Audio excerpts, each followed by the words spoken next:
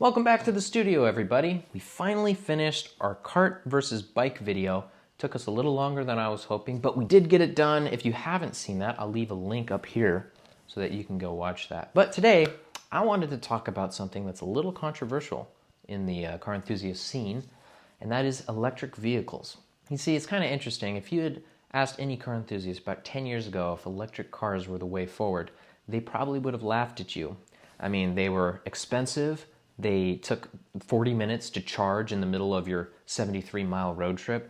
And on top of that, they had a larger carbon footprint than a gasoline car. Why anyone bought them remains a mystery. And although some of those things are still the case, things are changing. Tesla has become an incredibly successful car company, and many other companies are fixing their sights on electric cars in an attempt to compete. And I think this is all due to good reason. Tesla does make a good product. I mean, if Elon's promises about the Tesla Roadster turn out to be true, well, it'll be a sub 2-second 0 to 60 car. That's insane. I mean, electric cars are fast. That's just the fact of the matter. They're actually so fast that when Ford came out with their electric SUV, they felt like they needed to call it a Mustang. And I think the reason why is because if they didn't, it would make the Mustang brand look slow by comparison. Now, we're still at a point where the average person looks at a Lamborghini on the street and they probably go, oh man, that's a fast car.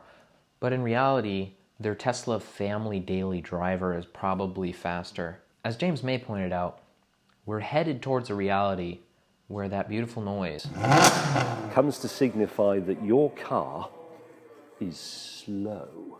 But if that's the case, why do car enthusiasts not seem to like electric cars that much? I mean, I know I don't. I prefer gas-powered vehicles. So why is that the case? Well, it could be because maybe they're hard to work on or they're expensive.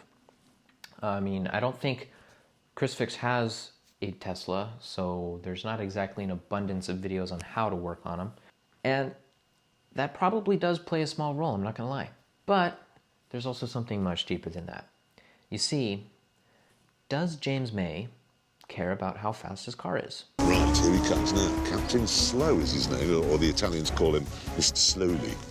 Whenever you watch police camera action or see a real police chase, the person trying to get away is always going ludicrously fast. But actually, what's the point? Godspeed, Captain Slow! I mean, what are these cars about? They are about the sensation of driving, and I know this will give it to me because it's a small Renault and they are the best in the world at it. Does a car enthusiast love their car because it's fast? Or because of how it looks? Or because of its, I don't know, reliability or fuel economy or interior? Probably not. I would guess that most people who really love cars because of how it makes them feel. You see, if someone with a Tesla was to brag to me about how fast and efficient their car is, it'd be kind of like someone with a Casio digital watch bragging about how their watch takes less winding and is more accurate than an 1803 Rolex Day-Date. Yeah, you're right. And your thing may be the thing of the future, but it's only a matter of time before that's a thing of the past too. And at the end of the day, I think a 62 Ferrari 250 GTO is more incredible than probably anything Tesla will ever make. But that's just me. You know, some people prefer the work of Picasso to Turner. I don't, and I probably never will. But that's the beauty of being an individual. You get to kind of choose what you're going to like. And just because you don't like something doesn't mean you can't have an appreciation for it. I can have an immense appreciation for the technological complexity and the insane performance of an electric supercar. It just doesn't speak to me in the same way. It's kind of like I can have an appreciation for the musicality and composition of a Tchaikovsky symphony, even though you're probably more likely to catch me listening to Me First and the Gimme Gimmes. Not because I think that band is better, but because I think I just like it more. Yes, it's entirely possible that electric cars are going to take over the world and everyone will be driving them, but does that mean internal combustion is going to be dead? I don't think so.